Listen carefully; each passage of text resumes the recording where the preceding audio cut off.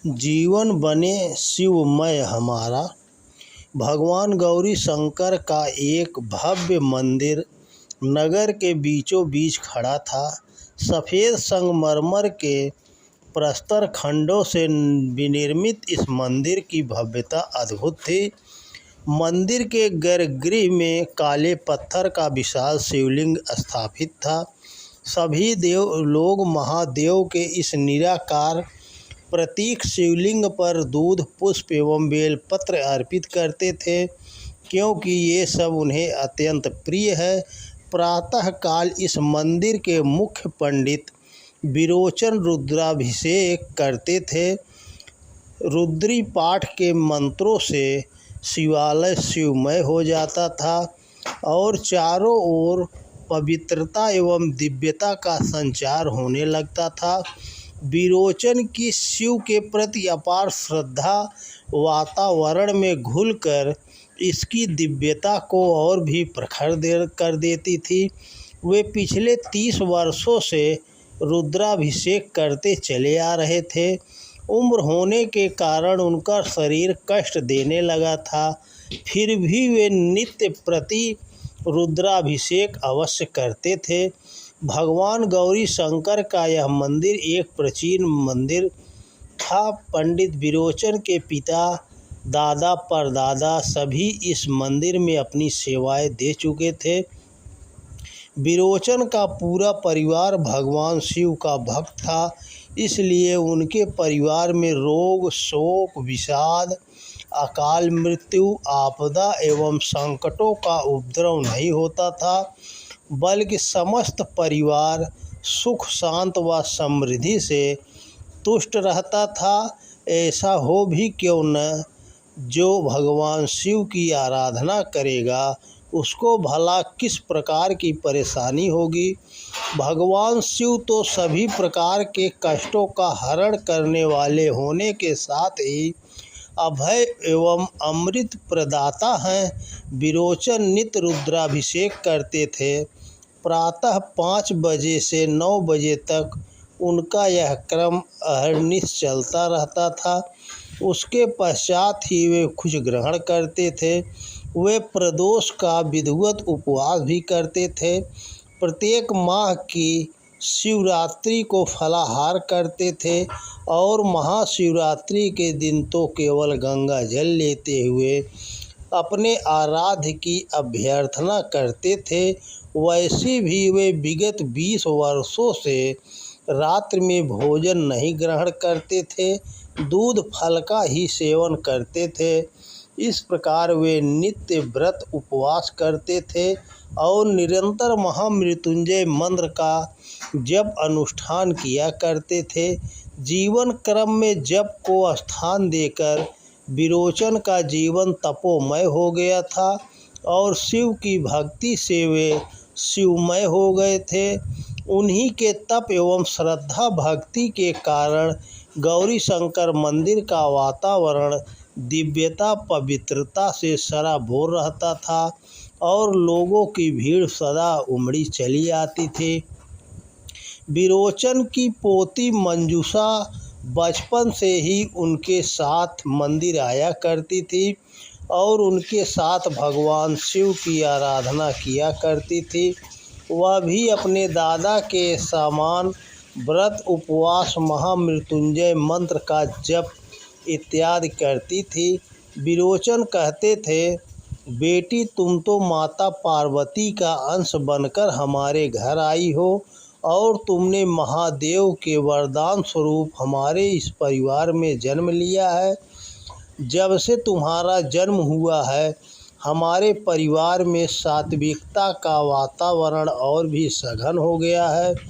उसी दिन से ही मैं दिन में एक बार अन्न ग्रहण करने लगा और रात को फलाहार का क्रम भी मैंने तभी से अपनाया। मंजूषा विरोचन के ज्येष्ठ पुत्र जिज्ञेश की बड़ी पुत्री थी।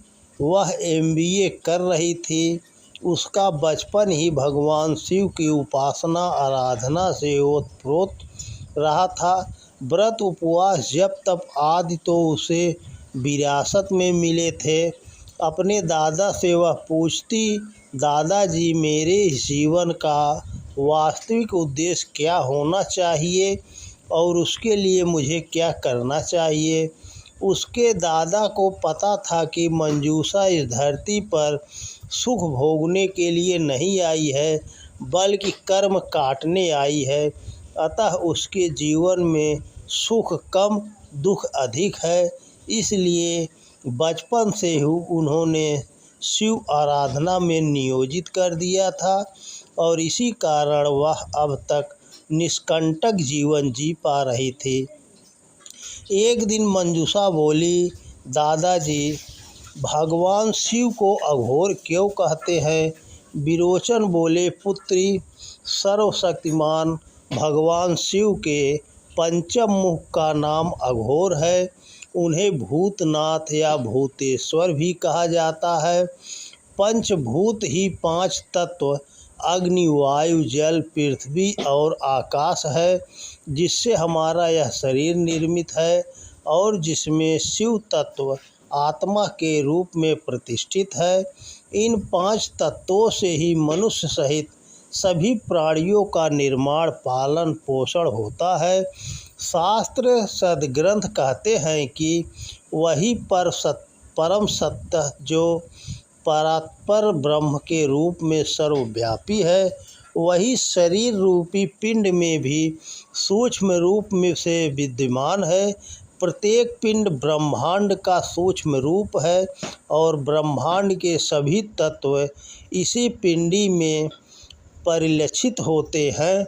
विरोचन बोल रहे थे और मंजूषा उसे अनुभव कर रही थी। जब भी वह अपने दादाजी से कोई जिज्ञासा व्यक्त करती थी तो दादाजी प्रेम पूर्वक उसकी जिज्ञासा का समाधान करते थे। उनसे सुनकर वह उपनिषद पुराण दर्शन स्मृतियाँ आदि जान गई थी। शिक्षा वह MBA की ग्रहण कर रही थी, परंतु दादाजी से शास्त्रों का शिक्षण प्राप्त करती थी। इसी कारण मंजूषा को उसके शिक्षक बड़े ही स्नेह से देखते थे और उसकी सहेलियां भी उसे सम्मान देती थी। मंजूषा का जीवन संस्कार एवं संस्कृति से ओतप्रोत था।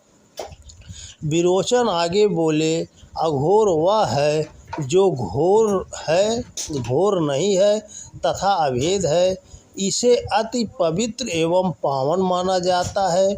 अघोरेश्वर शिव का पंचम मुख का आकाश तत्व माना जाता है। इसमें सब कुछ समाया हुआ है। यह सर्वविदित है कि जो निर्लिप्त है वह परम पवित्र एवं पूज्य होता है। दादाजी की बातें मंजूषा के हृदय को स्पर्श कर रही थी और वह उनका अनुभव करना चाहती थी। मंजूषा के मन में अनेक प्रश्न खड़े होते थे और दादा विरोचन उसके प्रत्येक प्रश्न का बड़े प्यार से समाधान करते थे। मंजूषा ने कहा, दादाजी मैं सौभाग्यशाली हूँ जो आप जैसे दादाजी मुझे मिले। भगवान महादेव की कृपा से ही ऐसे संबंध बन पाते हैं। मंजूषा के ऐसा कहने पर विरोचन भावुक हो उठे। मंजूषा के सिर पर हाथ फेरते हुए बोले, बेटी तुम्हारे आने से हमारे जीवन में जो परिवर्तन हुआ है वह अकल्पनीय एवं अवर्णनीय है।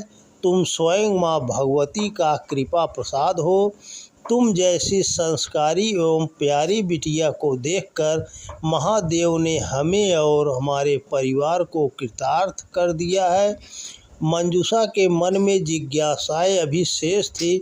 उसने पूछा, दादाजी किस विधि से शिव स्वरूप प्राप्त किया जा सकता है।